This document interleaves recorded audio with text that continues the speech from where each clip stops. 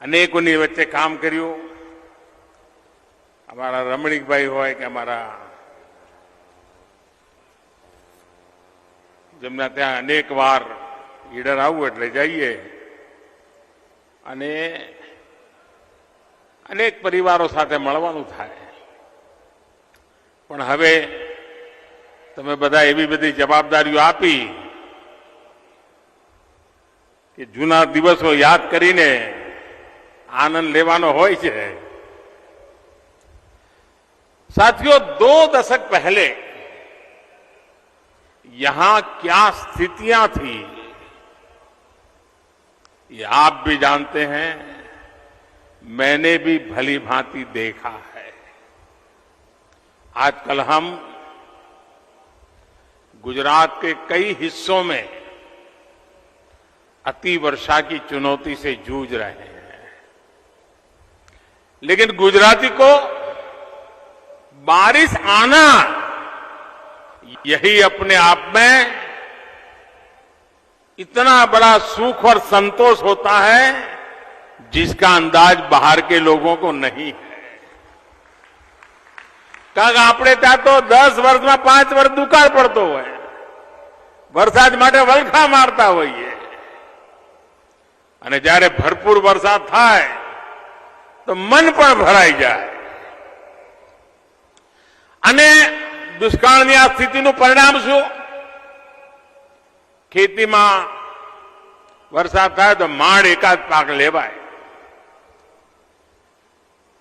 પશુપાલન એ પણ થોડું ઘણું ઘાસચારો મળવાની મુશ્કેલી. અને પછી જો હવે છોકરાઓને અહીંયા નથી રાખવા, છોકરાઓને શહેરમાં મોકલો, અમે અહીંયા ગામડામાં જિંદગી પૂરી કરી દઈશું.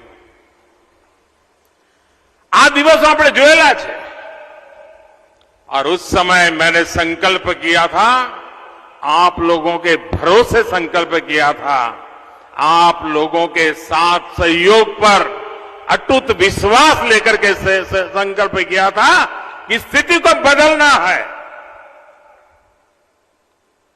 और इसलिए जैसे जैसे सिंचाई की सुविधाएं इसका गुजरात में विस्तार हुआ, वैसे वैसे कृषि के क्षेत्र में, पशुपालन के क्षेत्र में हमने बहुत विकास की अभिवृद्धि की और डेयरी ने उसे बहुत बड़ी ताकत दी. अर्थव्यवस्था को डेयरी ने स्थिरता भी दी, डेयरी ने सुरक्षा भी दी और डेयरी ने प्रगति के नए अवसर भी दिए. हमणा हूं बधा अपना पशुपालक बहनों जोड़े बैठो तो जरा हालबाल पूछतो तो मैं केम चाले छे, વધારો કેવો મળે છે? પછી મેં પૂછ્યું વધારાનું શું કરો? સાહેબ વધારો મળે ને સોનું ખરીદીએ. પહેલું કામ સોનું ખરીદીએ. साथियों, गुजरात देश का वो राज्य है जहां हमने कई साल पहले पशुओं के लिए हेल्थ कार्ड जारी किए, पशु आरोग्य मेलों की शुरुआत की थी. हमने पशुओं के मोतियाबिंद और दांतों की डेंटल ट्रीटमेंट तक की चिंता की थी. और आपको तो पता है, पशु आरोग्य मेले में कुछ गाय जब उनके पेट को काटते थे तो 15-15, 20-20 किलो प्लास्टिक का वेस्ट निकलता था और देखने वालों के आंख में पानी आ जाता था. અને એટલે જ આપણે પ્લાસ્ટિકનો વપરાશ બંધ કરવાનું અભિયાન ચલાવ્યું છે. ભાઈ, આ પ્લાસ્ટિક આપણા પશુઓ માટે દુશ્મન પુરવાર થાય છે. બીજી બાજુ પશુઓની ચિંતા, પશુઓ को चारा मिल सके, દાણ સારું મળે, પશુનો આહાર સારો મળે. અને આજે મને બહેનો એક આનંદની વાત કરી, शायद इसका प्रचार बहुत कम हुआ है. उन्होंने कहा कि हम पशु अगर बीमार होते हैं तो आजकल आयुर्वेदिक दवाई से हम पशुओं को ठीक करते हैं। यानी पशुओं के लिए जो हमारी परंपरागत दादी मां की परंपराएं घरों में रहती थी, वे पुनर्जीवित हुई है।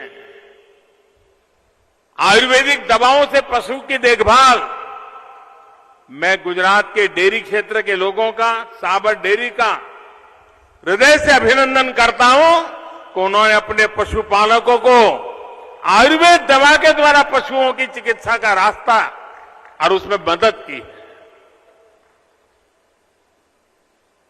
આપણને ખબર છે, હું 2001માં આવ્યો ત્યાં લોકો એમ કહેતા હતા કે સાહેબ સાંજે વાળું કરવા માટે તો વીજળી આપો।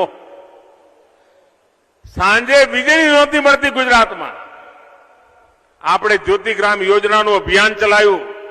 આજે 20-22 વર્ષના જે દીકરા દીકરીઓ હશે ને, એને તો ખબર નહીં હોય અંધારું કોને કહેવાય। અને ગુજરાતમાં જ્યોતિગ્રામ યોજના લાવ્યા અને જ્યોતિગ્રામ યોજનાએ ખાલી ગુજરાતના ઘરોમાં અજવાળું કર્યું, ટીવી ચાલુ કર્યા એટલું નહીં, અમારા ગામડામાં ડેરીને મિલ્ક ચિલિંગ યુનિટ ઉભા કરવામાં આ વીજળીએ મોટામાં મોટી મદદ કરી। એના કારણે દૂધનું કલેક્શન વધ્યું અને દૂધ બગડતું બચ્યું। ગાડી આવે લેવા માટે ત્યાં સુધી ચિલિંગ પ્લાન્ટમાં દૂધ સચવાઈ રહે અને એના કારણે વેસ્ટેજ પણ બચવા માંડ્યો। આ વીજળીની તાકાત હતી, એના કારણે આ શક્ય બન્યું। गुजरात में बीते 2 दशक में जो व्यवस्थाएं तैयार हुई, आज उसके बेहतर परिणाम मिल रहे हैं। आज गुजरात का डेयरी मार्केट 1 लाख करोड़ रुपए तक पहुंच चुका है। साथियों, मुझे याद है मैं 2007 में भी यहां आया, 2011 में भी आया। उस समय मैंने प्रोसेसिंग प्लांट करने का एक कार्यक्रम किया था और उस दिन मैंने हमारे डेयरी के साथियों के साथ बात कही थी। मैंने कहा, देखिए जी, आप महिलाओं की भागीदारी बढ़ाइए। और मुझे आज खुशी है कि दूध समितियों में महिलाओं को पहले ना के बराबर स्थान था, आज कम से कम 3 महिलाएं आज मंडी के उस डायरेक्टर के रूप में रहती हैं, वो मंडली को चलाती हैं और कुछ जगह पर तो पुरुषों से ज्यादा बहनें काम संभालती है। गुजरात में हमने ये भी नियम बनाया था। आज सब बहनें मिली तो पूछा, उस समय मैंने नियम बनाया था कि दूध भरने के लिए कोई भी आए, लेकिन दूध का पैसा किसी भी पुरुष